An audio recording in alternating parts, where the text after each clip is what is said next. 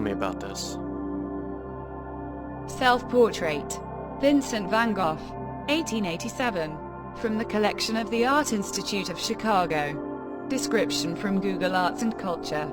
Vincent van Gogh painted his first known self-portrait in 1886, following the model of the 17th-century Dutch artist Rembrandt. But by the time he made this work, a year later, he had clearly shifted his allegiance from the old masters to the Parisian avant-garde.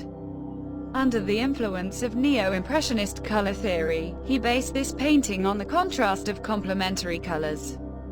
The overall blue-green tone of the background serves as a foil to the orange-red of the artist's hair and beard, while the intensity of the colors is enhanced by the brushwork. The painting's energy and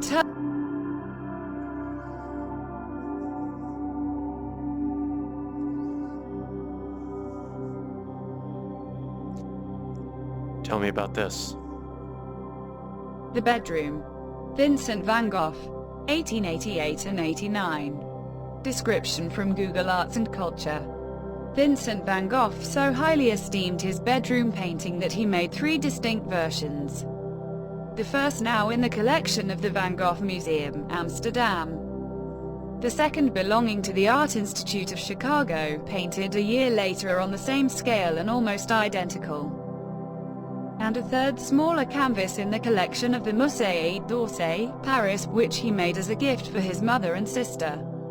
Van Gogh conceived the first bedroom in October 1888, a month after he moved into his yellow house in Arles, France. This moment marked the first time the artist had a home of his own, and he immediately and enthusiastically set about decorating, painting a suite of canvases to fill the walls. Completely exhausted from the effort, he spent 2.5 days in bed and was then inspired to create a painting of his bedroom. As he wrote to his brother, Theo, "It amused me enormously doing this bare interior with a simplicity and lasura. In flat tints but coarsely brushed in full impasto. The walls pale lilac. The floor in a broken and faded red. The chairs of the bed chrome yellow, the pillows and the sheet very pale lemon green, the bedspread blood red, the dressing table orange, the wash basin blue, the window green. I had wished to express utter repose with all these very different tones."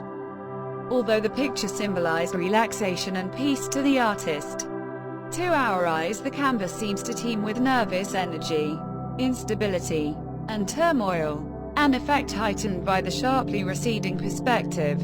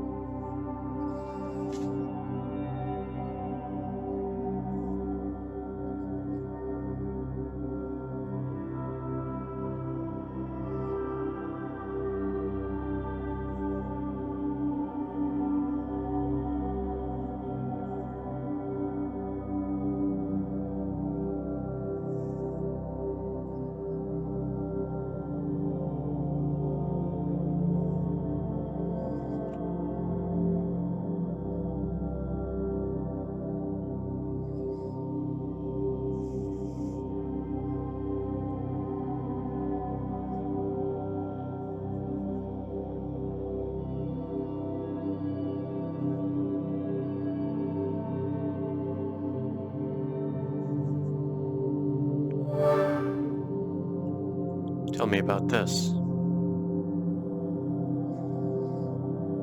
Tell me about this. You are now standing in the Musée de l'Orangerie in Paris. In 1922, Claude Monet signed a contract donating the Nymphaeus series of decorative panels you see before you to the French government, to be housed in redesigned oval rooms at the Orangerie.